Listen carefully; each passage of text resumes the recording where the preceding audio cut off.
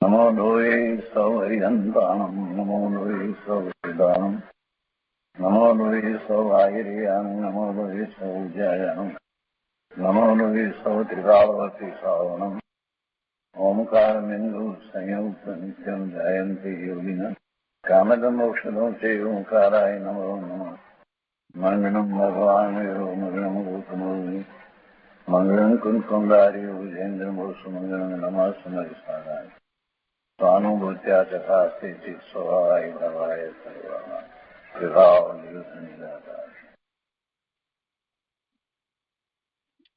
સ્વાનુભૂતિ દર્શન પ્રસમ મૂર્તિ પૂજ્ય બહેન શ્રી ચંપાબહેનની સ્વાનુભૂતિ માર્ગ પ્રકાશક તત્વ ચર્ચા એટલે સ્વાનુભૂતિ દર્શન એનો સાથે આપણે કરી રહ્યા છીએ. એમાં પ્રશ્ન 394 સુધી સ્વાધ્યાય કર્યો છે. હવે એનાથી આગળ લઈએ છીએ. 394માં પ્રશ્નનું સમાધાન પૂરું થયું એ પછીથી પ્રશ્ન છે પાના નંબર 222. આત્માની પ્રાપ્તિ માટે તત્વનો સર્વાંગી અભ્યાસ જ કાર્યકારી છે કે એથી વિશેષ બીજી જરૂરિયાત છે? આત્માની પ્રાપ્તિ માટે તત્વનો સર્વાંગી અભ્યાસ જ કાર્યકારી છે કે એથી વિશેષ બીજી જરૂરિયાત છે? તત્વનો સર્વાંગી અભ્યાસ પ્રશ્નકારના મનમાં એમ છે કે એનાથી બરાબર થઈ જાય, પણ કે હવે એના છતાં એ સિવાય બીજું કંઈ કાર્યકારી હોય તો પૂજ્ય બેનશ્રી પાસેથી માર્ગદર્શન મેળવી આવો ભાવ હશે એટલે પૂછ્યો છે પ્રશ્ન. પૂજ્ય બેનશ્રી સમાધાન આપતા કહે છે કે તત્વનું સાચું જ્ઞાન તો હોવું જ જોઈએ. એ તો બરાબર છે, એમાં તો કઈ ચાલે નહીં. એ પછી તત્વનો સર્વાંગી અભ્યાસ કરો એટલે એવું સાચું જ્ઞાન હોય એ તો હોવું જ જોઈએ. તત્વનું સાચું જ્ઞાન તો હોવું જ જોઈએ. જીવ અભ્યાસ તો કરે છે, પણ અભ્યાસની સાથે અંતરમાં તેને લગ્ની, આત્માની મહિમા, વિરક્તિ એ બધું હોય તો થાય. અભ્યાસ તો બરાબર જાણ્યું, અભ્યાસ તો કરી શકે, કોઈ પણ વ્યક્તિ અભ્યાસ કરે. અહીંયા અમેરિકામાં હવે તો બધી ચેર કરી છે ને એ લોકો બધા જે એ લોકો નોનવેજ ખાય છે એ લોકો જૈન દર્શનનો અભ્યાસ કરાવે છે વિદ્યાર્થીઓને. હવે એમાં શું વાત છે? ખબર નહીં કેમ આ બધું ચાલી રહ્યું છે સમજ્યા વગર. એટલે કોઈ આ કોઈ અભ્યાસનો વિષય નથી કે આ કોઈ ચર્ચાનો વિષય નથી કે આ કોઈ એસે લખવા, નિબંધ લખવા એનો કોઈ વિષય નથી. કેટલાય લોકોને એમ છે કે અથવા તો આમાં પીએચડી કરીએ એટલે એવો કોઈ આ જૈન દર્શન જે છે એનો વિષય નથી. જૈન દર્શનનો અભ્યાસ તો આત્માને લક્ષ્ય થાય છે. સ્વરૂપની પ્રાપ્તિ માટે અભ્યાસ કરીએ છીએ. મુખ્યતા તો સ્વરૂપ પ્રાપ્તિની છે. એનું સ્વરૂપ પ્રાપ્તિ માટે થઈને જે કેવું સ્વરૂપ છે એને બધા પડખેથી જાણવું જોઈએ. અને એમાં બધા પડખેથી જ્યારે જાણવાની વાત આવે તો જીવ દ્રવ્ય છે, દ્રવ્ય અપેક્ષાએ, અને ભાવ અપેક્ષાએ તત્વ પણ છે. તો એવા તત્વ, બીજા નવ તત્વો, 6 દ્રવ્યો, આ બધાનો એને બરાબર અભ્યાસ કરે તો એને ખ્યાલ આવે કે પોતે કોણ છે. એટલા માટે એને અભ્યાસ કરવાનો છે અને પોતાને જાણી અને નિર્ણય કરી અને એ તરફ વળવાનું છે. એ માટે આ અભ્યાસ છે. દ્રવ્યશ્રુતનો અભ્યાસ આપણે શેને માટે કરીએ છીએ? કઈ પરીક્ષા પાસ કરવી છે, પંડિતની પરીક્ષા પાસ કરવી છે, શાસ્ત્રીની પરીક્ષા પાસ કરવી છે, 12માં મોટાઈ બતાવી છે, 12માં વિદ્વતા બતાવી છે, કોઈ ડિગ્રી લેવી છે? ના, એમાંનું કાંઈ નથી કરવું. આપણે તો આત્માને લક્ષ્ય સ્વાધ્યાય કરીએ છીએ, આત્માને લક્ષ્ય અભ્યાસ કરીએ છીએ, આત્માને લક્ષ્ય ઘણું વાંચન કરીએ છીએ જુદી જુદી જગ્યાએ, જુદા ગ્રંથોમાંથી, અને એને કારણે આપણા ભાવ જે છે બદલાય છે. આ તો મહત્વનું છે. પૂજ્ય બેનશ્રી એ જ વાત કરે છે કે ભાઈ તત્વનું સાચું જ્ઞાન તો હોવું જ જોઈએ. જીવ અભ્યાસ તો કરે છે, પણ અભ્યાસની સાથે અંતરમાં તેને લગ્ની, આત્માની મહિમા, આત્માનો મહિમા ખૂબ આવે એવી લગ્ની લાગવી જોઈએ. કેમ કરીને સ્વરૂપને પ્રાપ્ત કરવું? વિરક્તિ જ, વિતરાગતા પ્રગટ કરવી છે એને બીજા બધાથી વિરક્ત થવું જ પડે. જેને આત્માની લગ્ની લાગી છે અને આત્મા સાથે જોડાણ કરવું છે તો બીજા બધા અન્યથી એને વિરક્ત થવું પડે. બીજે બધે રક્ત રહ્યો છે, બીજી બધી વસ્તુમાં, બાહ્ય પદાર્થોમાં જે રોકાઈ રહ્યો છે, રક્ત રહ્યો છે, તો ક્યાંથી સ્વરૂપ તરફ પડશે? એટલે વિરક્તિ. અને એ બધું હોય તો થાય. પછી બેનશ્રી કહે છે કે કોઈ માત્ર અભ્યાસ જ કરે અને તે અભ્યાસ પણ લુખ્ખો શુષ્ક હોય તો કંઈ થાય નહીં. ચૈતન્યની તેને અંદરથી મહિમા હોય કે ચૈતન્ય દ્રવ્ય કેટલું સામર્થવાન છે, પોતાનું ચૈતન્ય દ્રવ્ય કેટલું સામર્થવાન છે. આ બધું બીજું બધું એના સિવાય જે છે તે સાર વિનાનું નિસાર છે. સારભૂત તત્વ તો એક આત્મા જ છે, એવું અંતરથી લાગવું જોઈએ. તેની લગ્ની લાગવી જોઈએ. અને વિભાવમાં તેને ક્યાંય ગમતું ન હોય, મારો સ્વભાવ જ આનંદદાયક અને સુખરૂપ છે, એવું જો તેને અંદરથી લાગે તો તે આગળ જાય છે. એકલો અભ્યાસ જ કરે તો ન થાય. એટલે કે એને જે પ્રાપ્ત કરવું છે, એ સ્વરૂપ પ્રાપ્ત કરવું છે, ન થાય. પણ સાચું જ્ઞાન તેનો ઉપાય છે. સાચું જ્ઞાન કહો, સમ્યક જ્ઞાન કહો. સાચા જ્ઞાન વગર આગળ જઈ શકાતું નથી. જીનવાણીમાંથી એ વાતને જેમ છે તેમ જાણવી જોઈએ. દ્રવ્ય કોને કહેવાય, પર્યાય કોને કહેવાય તે જાણતો નથી તો માર્ગ જાણ્યા વગર આગળ જઈ શકાતું નથી. સાથે તત્વને જાણીને અંદરથી એટલી લગ્ની લાગવી જોઈએ, ચૈતન્ય દ્રવ્ય વગર તેને ચેન પડે નહીં એવું લાગવું જોઈએ, તો આગળ જાય છે. તો સ્વાનુભૂતિ ના પુરુષાર્થ તરફ વળી જતા છેવટે એને સ્વાનુભૂતિ થાય છે. તો એ રીતે 395માં પ્રશ્નનું સમાધાન થયું. એ પછી પ્રશ્ન છે, શાસ્ત્ર અભ્યાસમાંથી બધું ન મળી શકે? શાસ્ત્ર અભ્યાસમાંથી બધું માહિતી મળે, એમાં ક્યાં ના પાડીએ જ છીએ. આટલા બધા શાસ્ત્રોની રચના થઈ છે અને એ જીનવાણીમાંથી રચના થઈ છે, તેમાં બધું જ છે, કાંઈ બાકી રહ્યું નથી. કોઈ વસ્તુ રહી જાય છે એમ નથી. પણ એ બધું જે છે શું છે? માહિતી રૂપે છે. એને સમજી, સ્વીકારી, આત્મસાત કરી અને આગળ વધવાનું છે. એ માત્ર માહિતી ભેગી કરી અભ્યાસ કર્યો એટલે કાંઈ બધું થઈ ગયું એમ નહીં. પૂજ્ય બેનશ્રી કહે છે કે એકલા અભ્યાસમાંથી કાંઈ નીકળે નહીં. અભ્યાસ સાધન એ નિમિત્ત માત્ર થાય, પરંતુ અભ્યાસથી બધું મળી શકે નહીં. બધું એટલે પોતાનું સ્વરૂપ, પોતાના આત્માની અનુભૂતિ, પરમાર્થે જેને ધર્મ કહેવાય, એ મળી શકે નહીં. અંદર પોતાને પોતાની મહિમા લાગવી જોઈએ. આત્મા સારભૂત છે એવું પોતાને લાગવું જોઈએ.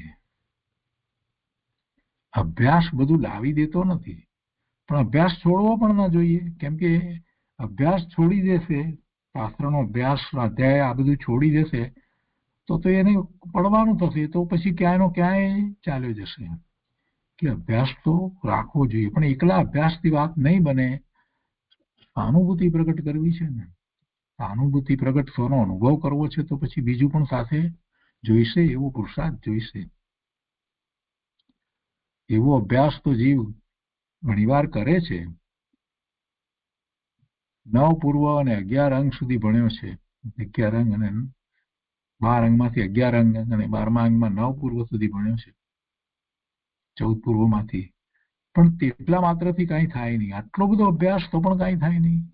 હા, એને અભ્યાસ કર્યો અને એ બધી વાત જે છે એમાં એને રસ પડતો હતો, એટલે એને અભ્યાસ કર્યો. બધું જાણવું, બધા વેદ સહિત બધી જ વાતને જેમ છે તેમ જાણવું, કોઈને પણ હું સમજાવી શકું એવી વિદ્વતામાં એને રસ વધારે હતો. મને આવડે છે, મને આવડવું જોઈએ, મને કેમ ન સમજાય, એમાં એને રસ હતો.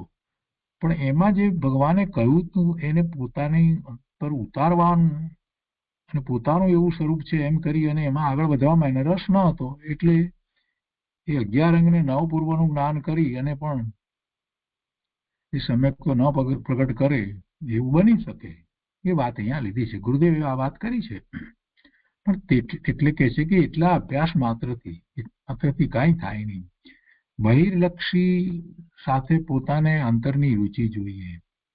આ તો બધું બહારની વાત થઈ, અભ્યાસ કર્યો એ પણ અંતરની રુચિ જોઈએ. એકલો લુખો અભ્યાસ કામ ન કરે. રુચિ સહિત અભ્યાસ હોય તો વિભાવ તૂટી અને સ્વભાવ પ્રાપ્ત થાય.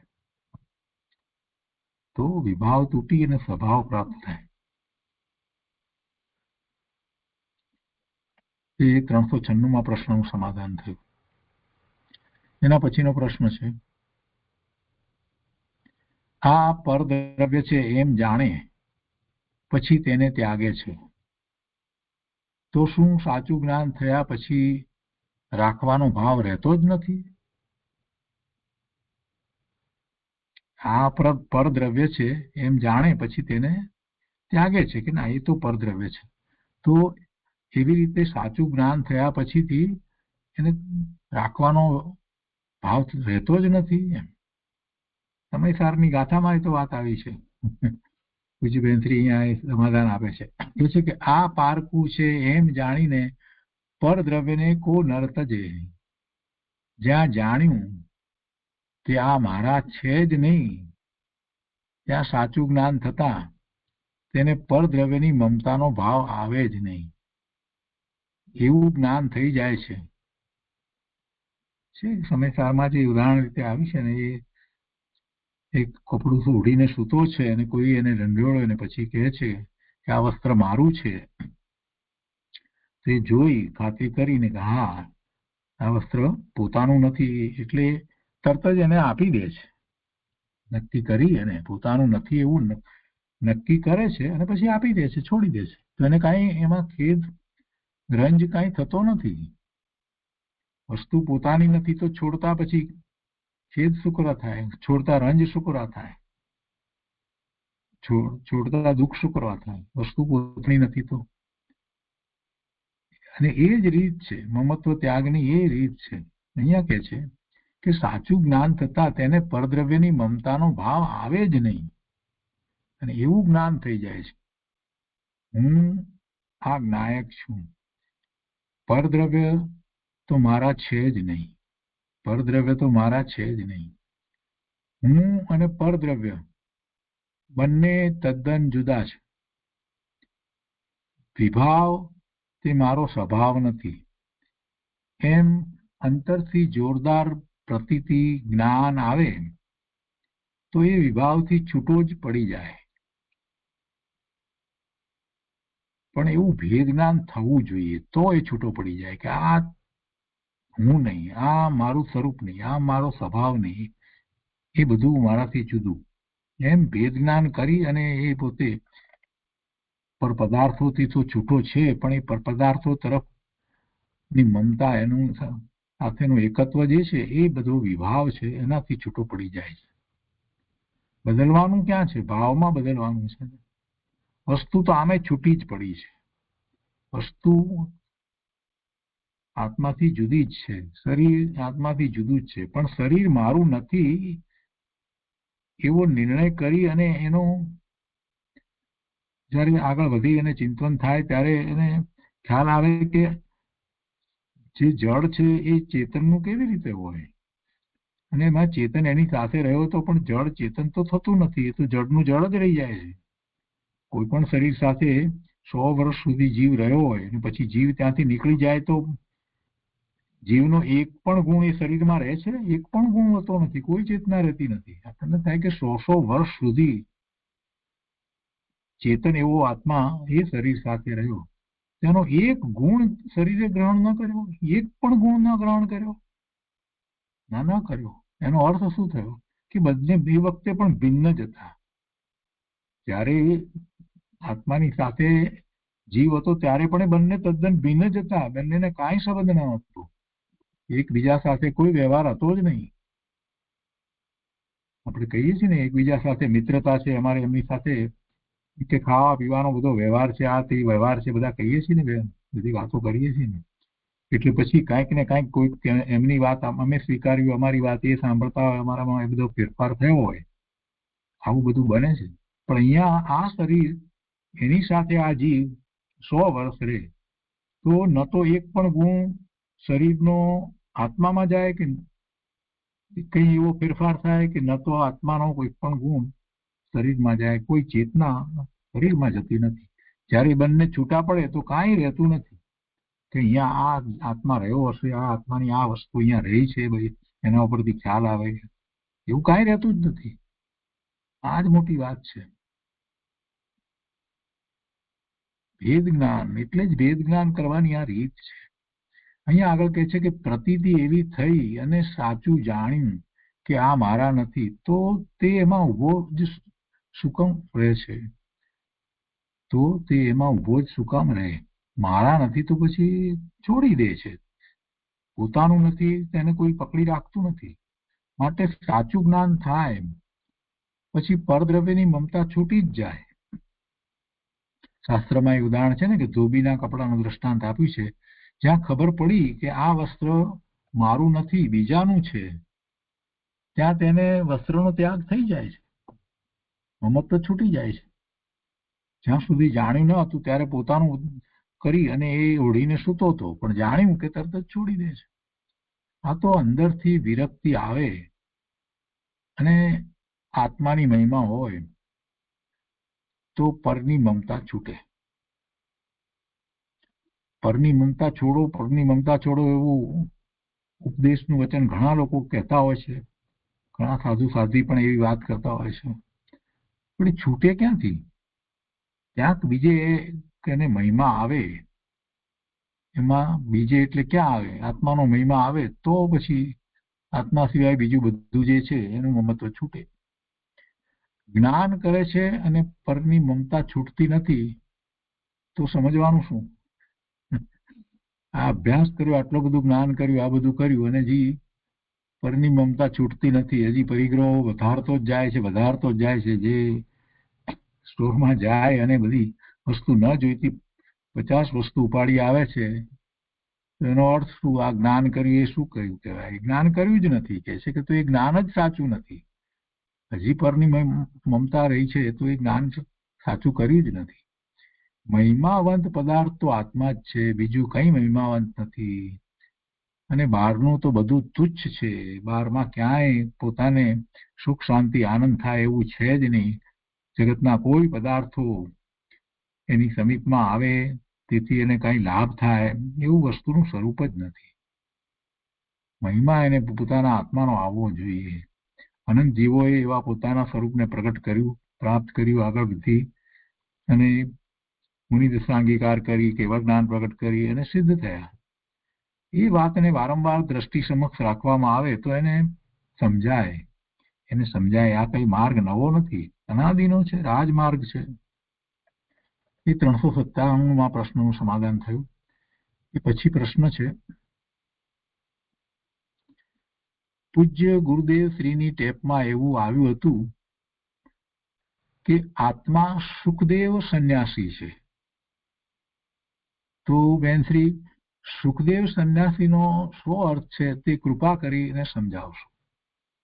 ગુરુદેવ એવું બોલ્યા કે આત્મા સુખદેવ સંન્યાસી છે. તો ભાઈએ પ્રશ્ન કર્યો કે સુખદેવ સંન્યાસીનો શું અર્થ છે? પૂજ્ય બેનશ્રી સમજાવે છે કે પૂજ્ય ગુરુદેવ શ્રી કહે છે કે આત્મા સુખદેવ સંન્યાસી છે, અર્થાત સુખથી ભરપૂર ભરેલો આત્મા છે. સુખદેવ, સુખથી ભરેલો ભરપૂર આત્મા છે. તે સુખનો દેવ છે, સુખની દિવ્યતાથી ભરેલો દેવ છે.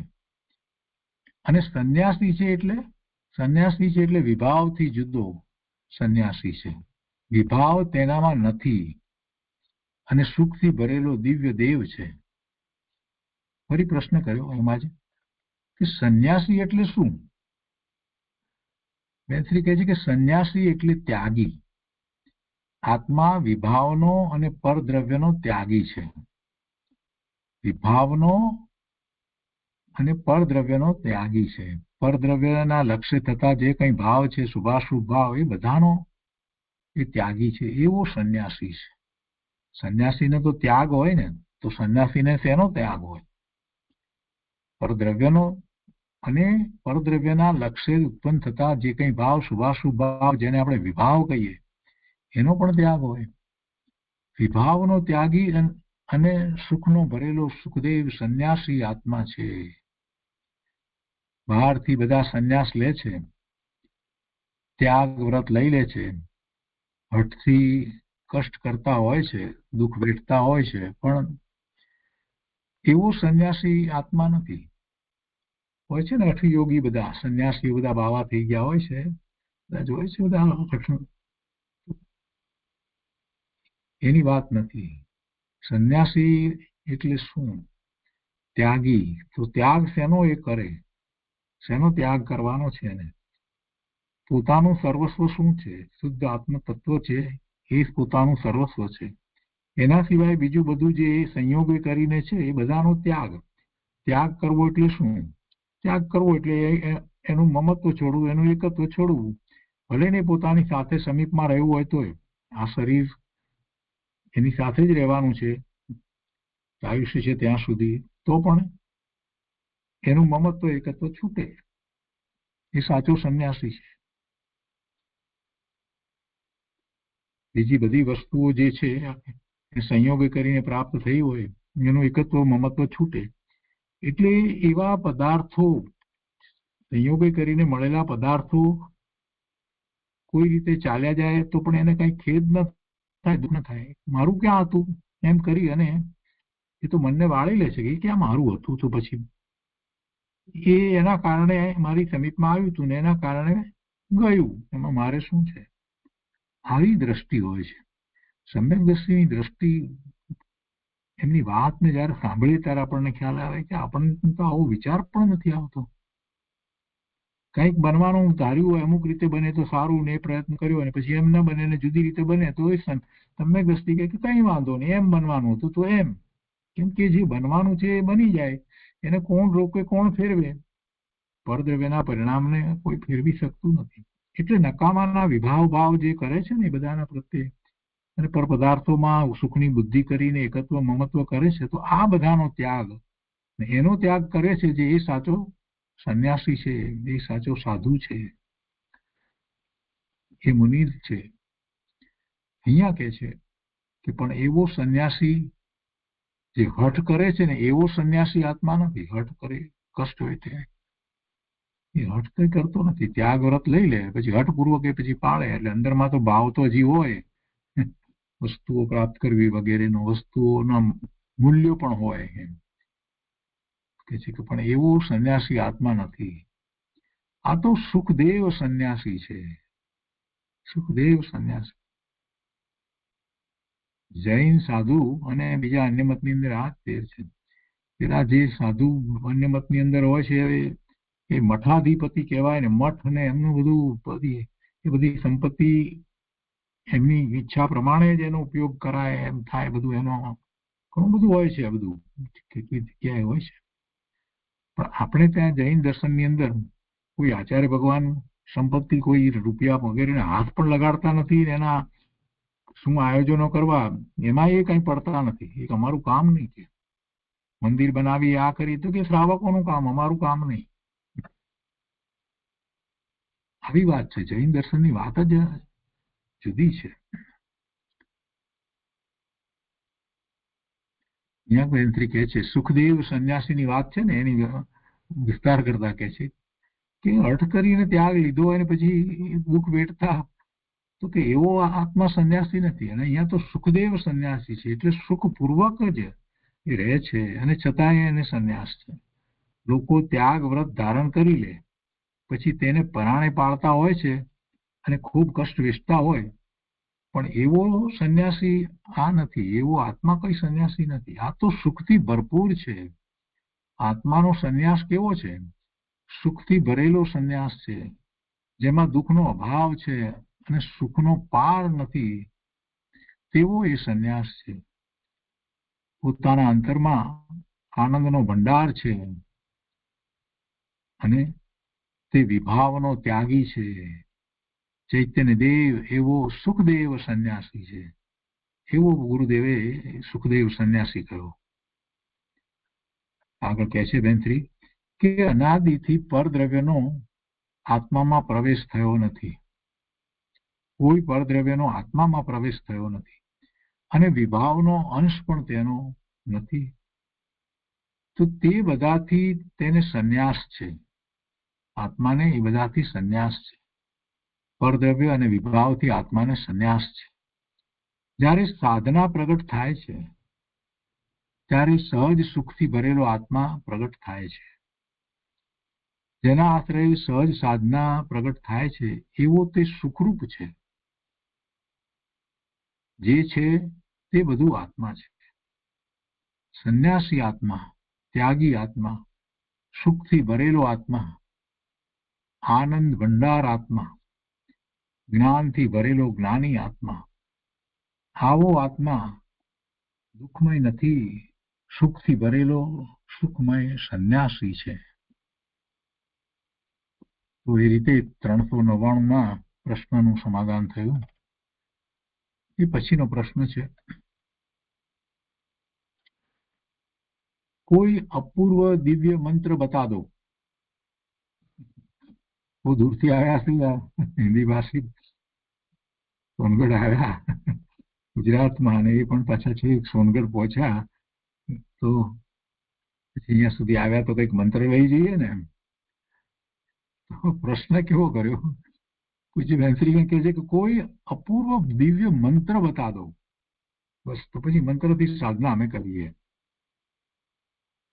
અરે ભાઈ, અહીંયા આવ્યો સોનગઢમાં, આ વાતાવરણમાં ગુરુદેવના પ્રવચનો રોજ 2 વખત ચાલતા હોય. કદાચ એ વખતે ગુરુદેવ ન હોય તોય ગુરુદેવના પ્રવચન તો 2 વખત ચાલતા જ હતા. બેનશ્રીની નિશ્રા હોય, એવા બધા સાચા અભ્યાસી મુમુક્ષુ વગેરે બધા સાનિધ્ય મળ્યું હોય, એમાંની કાંઈ તને અસર ન થઈ. આટલા બધા પુસ્તકો, આ શાસ્ત્રો બધા એના અભ્યાસ કરતા હોય, બધું જોઈને કાંઈ પડ્યું નહીં. તો આવીને આવી વાત કરી કે કોઈ અપૂર્વ મંત્ર બતા દો. હવે શું કહેવું આને? તો બેનશ્રી એનો બહુ સરસ જવાબ આપ્યો છે, એટલે જ અહીંયા એ પ્રશ્ન પણ લેવાયો છે ને. બેનશ્રી કહે છે કે ગુરુદેવને મંત્ર બતાયા है, गुरुदेव ने मंत्र बताया है, ज्ञायक देव को पिछानो. ज्ञायक देव सुख से भरेला है, इसको पिछानो. ज्ञायक द्रव्य की प्रतीति, इसका ज्ञान इसमें लीनता करे तो बेड़ा पार हो जाए. તો મંત્રની વાત કરી એટલે પછી બેનશ્રીએ પણ એ જ રીતે કહ્યું કે જ્ઞાયક દેવ કી પ્રતીતિ, જ્ઞાયક દેવ નું જ્ઞાન કરે તો એનો બેડો પાર થઈ જાય. કે તારે તો બેડો પાર કરવો છે ને. એસા મહિમાવંત જ્ઞાયક દેવ હૈ. આ મંત્ર, હવે તારે જે કરવું હોય તે કર. આ પોતાનો આત્મા જે છે જ્ઞાયક દેવ છે, ભગવાન છે, પૂર્ણ પવિત્ર છે. અનંત કાળથી એવો ને એવો જ પૂર્ણ પવિત્ર સિદ્ધ સમાન રહ્યો છે. એવા આત્માનું લક્ષ્ય કરી એને અનુભવ, એની પ્રતીતિ કર પેલા સવિકલ્પ દશામાં, અને પછી ખૂબ ખૂબ એનું આત્મ લાવી એની રુચિ કરી અને એ તરફ વળી જા તો અનુભૂતિ થાય. બસ એક વાર એવી અનુભૂતિ થાય એટલે તારો બેડો પાર થઈ જાય. પછી કાંઈ ભવના ભ્રમણ રહેતા નથી. તો એ 400માં પ્રશ્નનું સમાધાન થયું. બેનશ્રીએ મંત્ર આપી દીધો કે ગુરુદેવે મંત્ર આ આપ્યો છે, ભાઈ તારે લેવો હોય તો લઈ લે. બીજું તો શું કહીએ અમે? આના સિવાય અમને કોઈ બીજો મંત્ર લાગતો જ નથી. જ્ઞાયક સિવાય બેનશ્રીને તો બીજું કાંઈ રટણ હતું જ નહીં. પોતાનો જ્ઞાયક ભગવાન આત્મા વારે વારે એ તો એનું જ લક્ષ્ય કરતા હતા ને. જ્ઞાયક દેવનો મહિમા એમને કેટલો બધો હતો, એટલે બીજું શું હોય મંત્રમાં? એના પછી પ્રશ્ન છે કે અનાદિકાળના આ ભવબંધનો તૂટીને મુક્તિ કેમ મળે તેનો માર્ગ બતાવવા કૃપા કરશો. અનાદિકાળના આ ભવબંધનો તૂટી અને મુક્તિ કેમ મળે તેનો માર્ગ બતાવવા કૃપા કરશો. મોક્ષનો માર્ગ આપ બતાવો, કેવી રીતે મારે આગળ વધવું. અનાદિના ભવના ભ્રમણ તો થઈ રહ્યા છે, એ તો નિર્ણય થઈ ગયો છે. હવે એનાથી છૂટવું છે, એનાથી છૂટવું છે. ભાવના સારી છે, સાચો મુમુક્ષુ હોય એને આવી જ ભાવના હોય કે અનાદિના આ તો જે કંઈ છે એ તો બંધન જ છે. ભવના ભ્રમણ જે છે એ કંઈ આનંદની વાત નથી. એમાં તો એ બંધાયેલો છે, એ બધું તૂટે અને મુક્ત થાય. મુક્ત એટલે સિદ્ધ, સમાન, મુક્ત. એ કેવી રીતે થવાય એનો માર્ગ બતાવો. એ માર્ગ બતાવવા કૃપા કરશો. સમાધાનમાં પૂજ્ય બેનશ્રી કહે છે કે મને કર્મનું બંધન છે એમ વિચાર કરવાથી કઈ બંધન તૂટતું નથી. તમને એ વાત તો ખ્યાલ છે, ભવના બંધન થાય છે એટલે તમને કર્મનું બંધન વિશેનો વિચાર થયો હશે.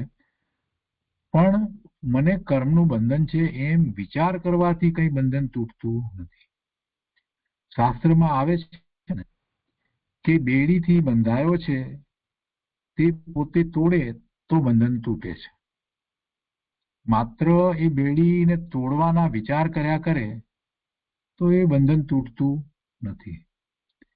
તેને તોડવાનું કાર્ય કરે, પુરુષાર્થ કરે તો તૂટે છે. તેમ એકત્વ બુદ્ધિ તોડવાનો પ્રયત્ન કરે તો તૂટે છે.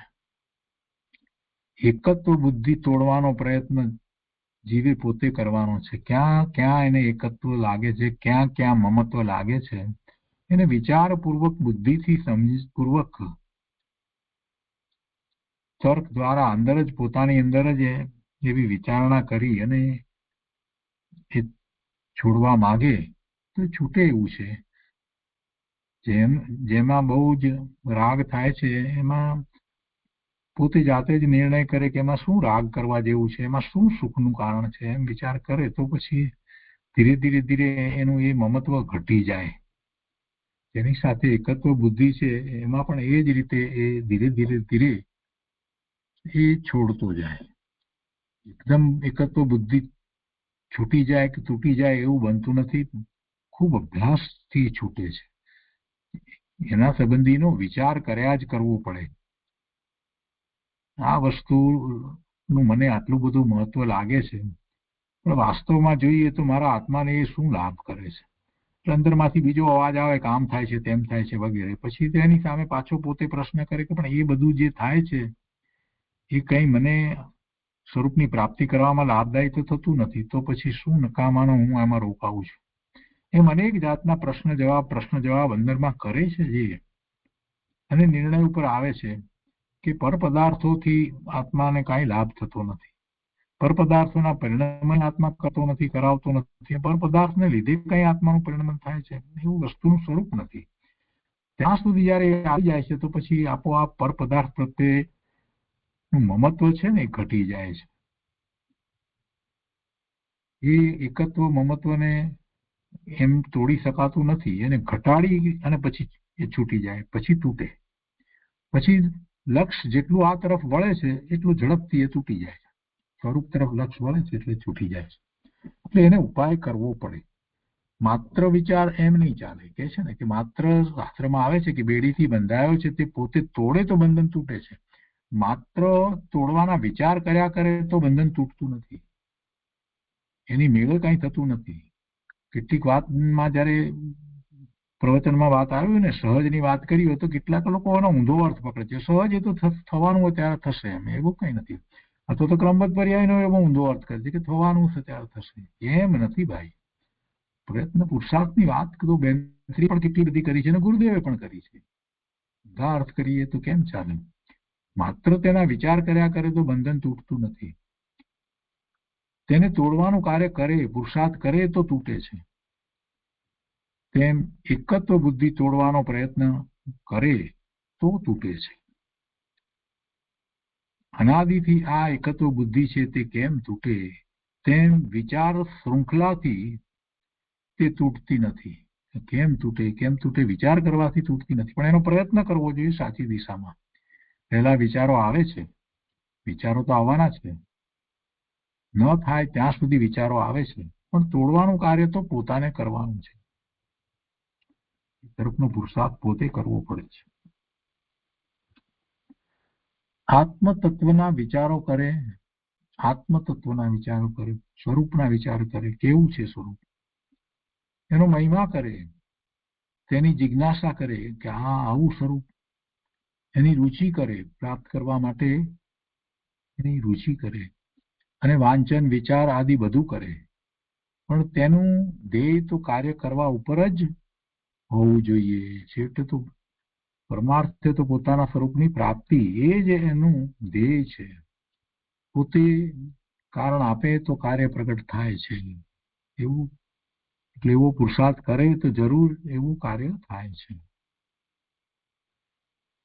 તો એ 401 પ્રશ્નનું સમાધાન થયું.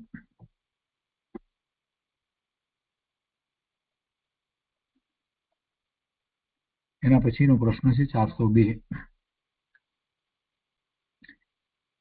માર્ગ મળતો નથી તેથી મૂંઝવણ થાય છે. તે મૂંઝવણમાંથી બહાર નીકળવાનો રસ્તો બતાવવા કૃપા કરો. સમાધાનમાં પૂજ્ય બેનશ્રી કહે છે કે રસ્તો તો પોતાને કાઢવાનો છે. પુરુષાર્થ પોતે કરવાનો છે. પોતે જ માર્ગે ચાલવાનું છે. બધું પોતે જ કરવાનું છે.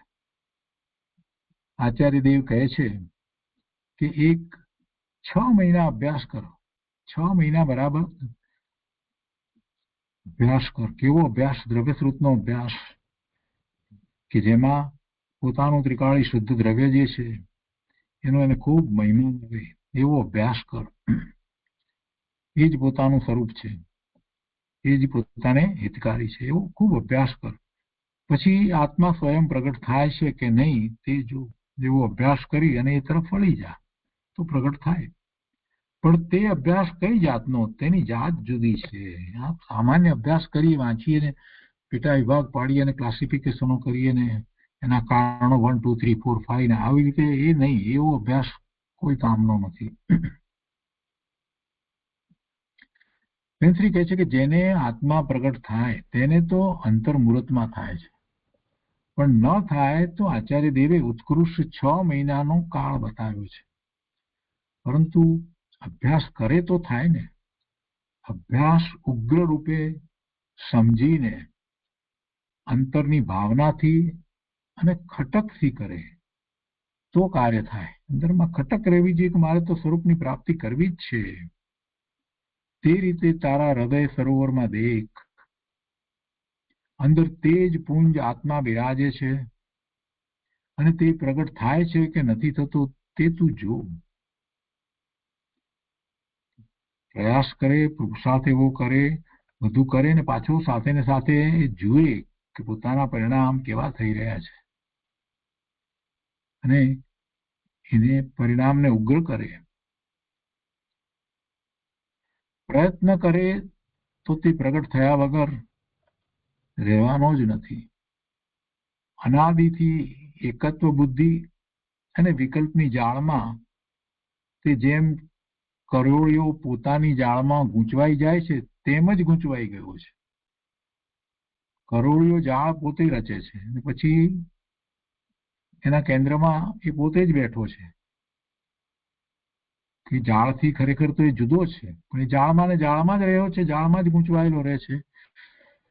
તો એવી રીતે આ અનાદિથી જીવ વિકલ્પની જાળમાં પોતે જ ગૂંચવાઈ ગયો છે અને એમાંથી નીકળવા ધારે તો નીકળી શકે છે. વિકલ્પોને છોડી અને આત્માનું લક્ષ્ય કરે તો વિકલ્પો બધા આપોઆપ એક ઓછા થઈ જાય છે. કે છે કે કરોળિયો જાળની અંદર હોવા છતાં પોતે અંદરથી છૂટો જ છે. એ ત્યારે પણ છૂટો છે, ત્યારે તો કરોળિયો ત્યાંથી નીકળી અને બીજે જાય. તેમ જીવ છૂટો છે. પ્રયત્ન કરે તો છૂટી શકે છે. પ્રયત્ન કરે તો છૂટી શકે છે. આ વિભાવ ભાવોથી એ છૂટી શકે છે. છૂટવાનું તો એનાથી છે ને સ્વભાવ ભાવે થઈ શકે છે. છૂટી જવાય એવું છે. બેનશ્રી પાછા હૈયાધારણ આપણને આપે છે કે છૂટી જવાય એવું છે. બહુ સરસ વાત આવી.